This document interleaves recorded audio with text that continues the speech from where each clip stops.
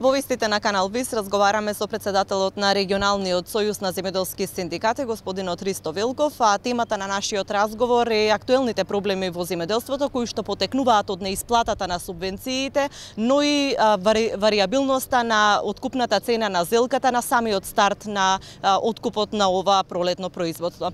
Господине Велков, најпрво ќе започнеме со она што ветишти веќе подолг период. Субвенциите требаше одамна да бидат исплатени, но вашите банкарски сметки се празни. Кој е вашиот став како земјоделец по ова прашање? Па да, како што рековте, субвенциите се уште не се пристигнати на сметките на нашите земјоделски производители, иако тие според законската регулатива требаше многу поодамна, уште на крајот на минатата година да завршат, иако спрема обеќањата што ги обеќаа од надлежното министерство и според нив требаше пред 10 дена веќе да бидат исплатени, но еве до ден денес субвенциите кај нашите земјоделски производители се уште не се стигнати и понатаму продолжува манипулацијата, префрлање на топката од еден на друг, тоест Министерство за земјоделие, платежна агенција, Министерство за финансии. За жал на крајот секој го плаќаат самите земјоделски производители од една страна. Производството со сигурност може да потврдам дека оваа година ќе биде драстично намалено, што значи ќе имаме помалку храна. Од друга страна и во буџетот на државата сигурно од сферата на земјоделието што се слеваат средствата ќе ги нема оваа година. Пред се мислам на средствата што нашиот земјоделски производител со самата набавка на репроматеријалите, а од друга страна со извозот на земјоделските производи знаеме дека има разни давачки кои што средства од чии што средства се слева во државната каса. За жал оваа година и од двете страни ќе има недостаток. За жал мислам дека и нашиот граѓанин ќе го осети тоа, бидејќи ќе има осцилации на цените на земјоделските производи, меѓутоа нема да биде ништо зачудувачко ако цените на големо бидат драстично ниски, а додека цените на малопродажни цени може да бидат 10 па и 20 пати поскапи, што значи цехот ќе оплаќа и нашиот граѓанин, а се поради стратегијата која што имаме уназад неколку години. И јас повторно ќе кажам дека земјоделието ни се враќа не 20, можеби 50 години назад. Пред извесен период најавивте дека ќе правите протести и блокада на подрачното Министерство за земјоделство доколку не почне исплатата на субвенциите, но еве поминаа повеќе денови, ниту протести, ниту субвенции има. Зошто не протестирате? Дали има политика и помеѓу земјоделците? Па од една страна точно тоа дека има раздор и меѓу земјоделците, гледаме дека честопати дел од земјоделските представници и самите земјоделски производители даваат поддршка на некои политички опции, меѓутоа и дел од земјоделските производители кои што сакаат да го искажат своето незадоволство со протести беа изманипулирани, беа заплашувани дека ако ги видат на тие протести нема да ги добијат субвенциите, меѓутоа субвенциите нема да ги добијат од друга причина затоа што нема пари во државната каса, а не поради тоа што ќе бидат присутни на некои си протести. И се обидете ли и покрај тоа да соберете некои од членовите и да излезете на улиците или едноставно ќе чекате да видите што ќе се случува? Ние од Сојузот на синдикат на земјоделски производители сме во комуникација, пак морам да го кажам тоа со представниците на земјоделските здруженја и надвор од нашиот регион.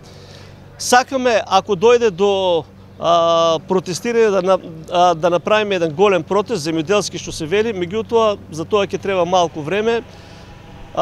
Пак ќе повторно сме во комуникација со останатите представници на земјоделците и мислам дека ако дојде до тие протести од една страна ќе дојде поради неисплатата на субвенциите, а и поред она што веќе почна да се случува на нашиот терен, а тоа се случува уназад низа години, тоест уште со пласманот на првите количини на производи драстично паѓа цената на земјоделските производи. Субвенциите и на самиот почеток спомнавме дека не се единствениот проблем на струмичките земјоделци. На самиот почеток на откупот на пролетната зелка од почетни 40 динари веќе цената падна од на 25 и 20 динари за килограм. Што е проблемот за една таква нестабилен почеток на откупот на пролетната зелка? Нема странски пазари или пак манипулираат трговците со цената? Па како прво морам да го кажем и тоа дека голем дел од земјоделските производители баш поради зафатеност со сите они активности кои ги има на теренот не се усудуваат да излезат на протести, меѓутоа за жал ќе почнат секој да го плаќаат со сиот свој вложен труд. За жал на крај ќе биде обезвреднет, бидејќи ако почна зелката со некои си 40 денари, цена што не е реална, мораме да кажеме, меѓутоа тогаш немаше ниту количини, ниту квалитет.